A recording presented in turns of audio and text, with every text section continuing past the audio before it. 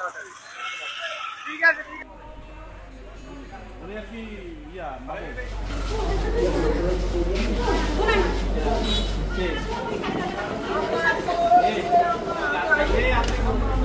রুগী বুঝান না, দেখান না, কোনো কিছু করেন না, বাচ্চা দেন না, রুগী দেন না, কোনো কিছু দেন না, আপনি শুধু বাড়ি করো কি কারণ বাড়ি করো।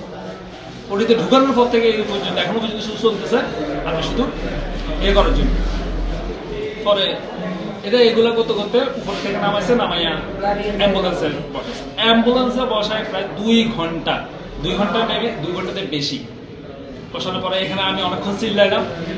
প্রথমে ওই ভদ্রলোকটা ছিল, এরপর থেকে ওরা সবাই এখান থেকে নাই, পুরো হাসপাতাল আমরা যে কয়জন ছিলাম আমরা পুরো হাসপাতাল চেক করছি, ওরা কেউই নেই, ডিউটি ডাক্তার নাই। ওদেরকে আমি বেশি কিছু চাই না, কইছি যে ডিউটি ডাক্তারটা দেন, রুগী ওখানে রেফার করেন, আপনারা একজন যাবেন, তাই রুগী ওখানে দিবেন। এরপর থেকে এখনো পর্যন্ত ওরা সবাই নির্দোষ হয়ে গেছে। সুস্থ আনছি পাগনির এখানে আগর টেস্ট করছে, 3 দিন 25 তারিখ ডেট দিয়েছে, 3 দিন আগে আইসি একবার আইসিআর করছে 25 তারিখ ডেট, 25/7 দিয়েছে ডেট, আইসে কইছে 3টা বাজে আই সাহায্যতে অ্যাডমিটও আছে, বাচ্চাও লোয়া ঠিক আছে সর্বদিকে কইছে দেন হে আইসিআর দেখাইছে আর হাতিনারে দেখাইছে আর কইছে দেন বাচ্চা লোয়া ঠিক আছে 3টা বাজে অপারেশন রুমে লই যাবো, সিজার করবো 3টা বাজে পুয়া পাখির মতো লই গেছে, সিজার করবে নিচে বাচ্চা লইছে, বাচ্চা আনি একদম সাইডের রুমের অ্যাক্সিডেন্ট একবার আনি এই কইতে আছে রুগী কই, আমার রুগী কই, আধা ঘন্টা গেছে রুগী বার করেন না, রুগী কই আমার লোক দেন একটু পরে বলতে 1-1.5 ঘন্টা হয়ে গেছে।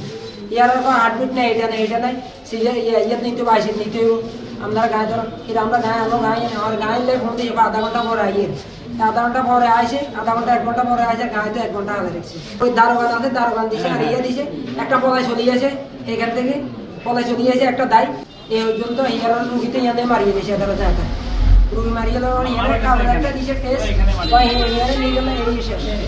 রোগীর পরিবারের যে দাবি ওনারা ভুল চিকিৎসায় মারা গেছে, এবং পরবর্তীতে আমরা আসি যে অনেক লোক ছিল রোগীর পরিবারের, এবং তাদের দাবি ভুল চিকিৎসায় মারা গেছে। হসপিটাল কর্তৃপক্ষের কাউকে পাওয়া যায় না কথা বলার মতো। এখানে মিম নামে একজন ডেলিভারি করার জন্য মহিলা আসছিল, তার ডেলিভারি সিজার করার সময় রোগী মারা যাওয়ার পর আমরা জানতে পারি আসি, কিন্তু কেউকে পাই নাই।